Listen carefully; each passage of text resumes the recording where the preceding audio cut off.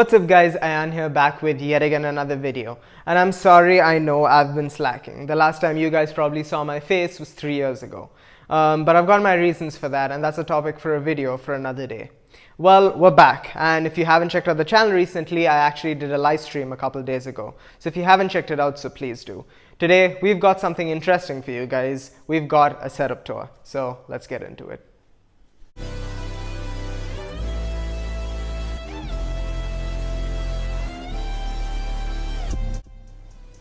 Well, let's start things off with the thing that started it all, the PS4 Pro. It's in a bad spot right now. I know it's at the end of the table, but that's the only place that I could leave for it, considering the fact that the rest is over there. We've got a UPS over here that's just for the house, and I've routed one main UPS over there for the monitors and the PS4. And yeah, my setup is near the kitchen, I know. Either way, so that's where the PS4 is, and the router along with, you know, all the Ethernet cables and everywhere just running through.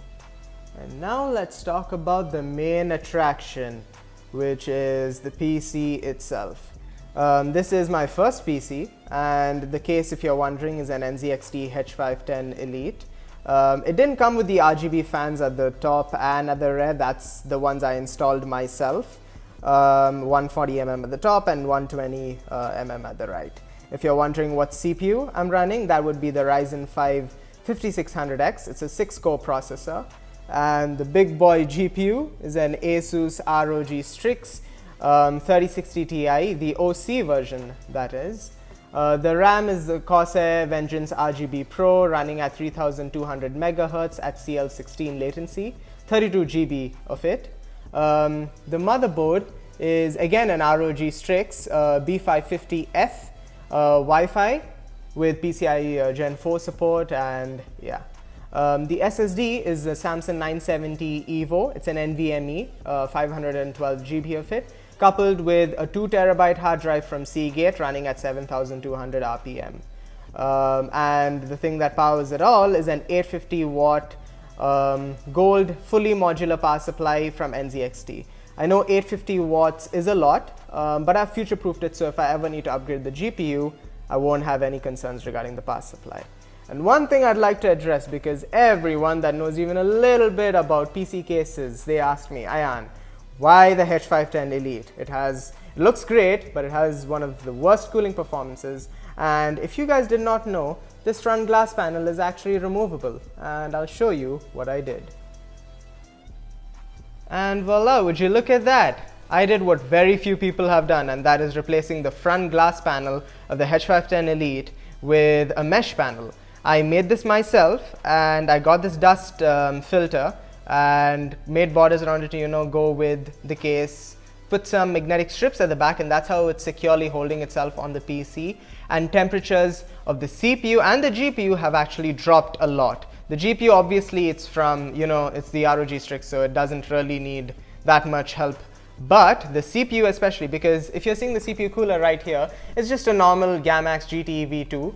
Not too bad. It probably keeps, you know, temperatures in the good 60 to 65 range, 65 degree range. But with this, my temperature at idle went from about 50 degrees all the way down to 37, which is absolutely amazing considering the fact that I just had to replace the glass panel with a mesh panel. And that's how I'm able to, you know, even get the cooling performance as well as the looks, which really meant the world to me.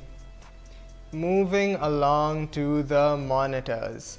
Let's start with this one right here. I've plugged my PS4 Pro into this monitor. Just by a flick of a switch behind the monitor, I can switch signals. The main reason for the second monitor obviously is to read chat and monitor stream and everything like that. If you're wondering for the specs of this monitor, it's an Asus stuff, 165 Hz, 0.5 ms response time monitor. And yeah, actually it has a TN panel, so the viewing angles aren't that great. And the newest monitor that I got recently is the one right here. It's an Asus stuff 280 Hz, 1 ms response time IPS panel. It's gorgeous, as you can see. The viewing angles and everything are much better compared to the previous monitor, and this is my main gaming monitor, that is, as of right now. Moving over to the peripherals, this keyboard, it's not completely useless, but this was my first mechanical keyboard and I thought I might as well include it because, you know, OG. It's actually from Zebronics. It has Kyle Blue switches, which are mechanical switches, and it served me good, and I still keep it around for if I ever need it or my main keyboard fails. Here we've just got a wireless charger that's hooked up to the under end. This controller right here is actually plugged into the PS4. So yeah, and this is my main gaming controller, and as you can see, I got the PS4 back button attachment as well, right there. There we go. I even made custom trigger stoppers. Didn't want to buy scuff, not really. We've got the control freaks, as you can see, and yeah, this one's hooked up to my PC, and this is my main controller that I game on PC.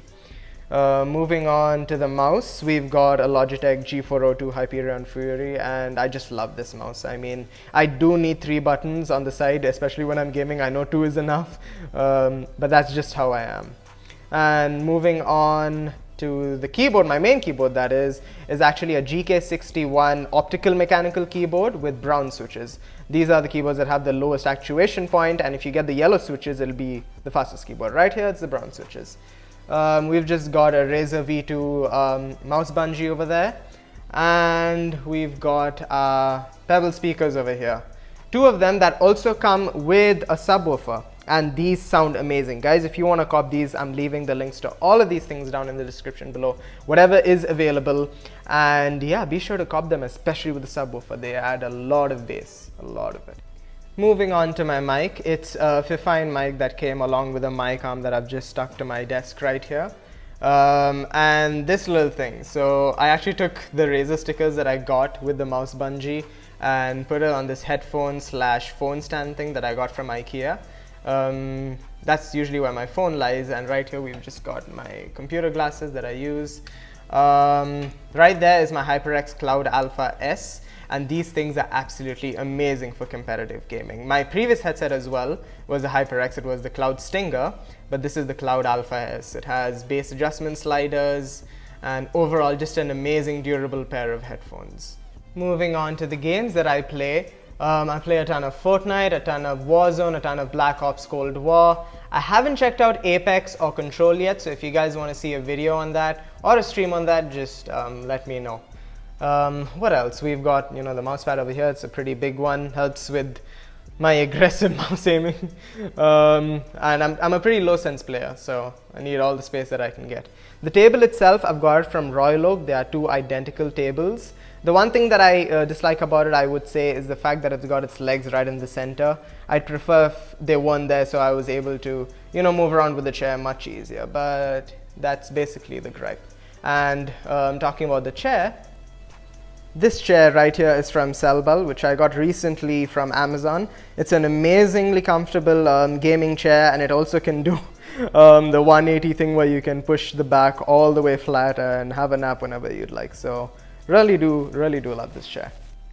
For those of you who are wondering, I actually got this PC built by Bitcard. I was told about Bitcard by a friend of mine, Kabir, and I was a bit skeptical at first, not gonna lie, trying to buy a PC, you know, online, but after the customer service and everything, it was, they assured me that the process would go really great.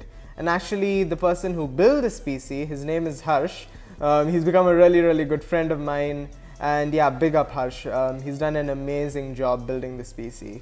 I'm not sponsored by Bitcard. I wish I was, but hey, Bitcard, if you ever want to sponsor the channel, do let me know. But yeah, I just wanted to let you guys know about how I got the PC built. And yeah, this thing's actually quite durable, not gonna lie. Apart from that, I don't know what else, guys. Yeah, I also did get a GPU stand for the graphics card. There is almost no sag whatsoever, but over time, just to keep things safe, I have left that there. And I'm pretty sure that brings us to the end of our setup tour. So yeah, that's basically it. I'll see you at the outro. Well, that's it for today's video. Thank you so much for watching. Please do leave a like and a subscribe down below. And also let me know what else you'd like to see by leaving a comment down below. That's just gonna be me for the day, and I'll see you in a bit. Peace.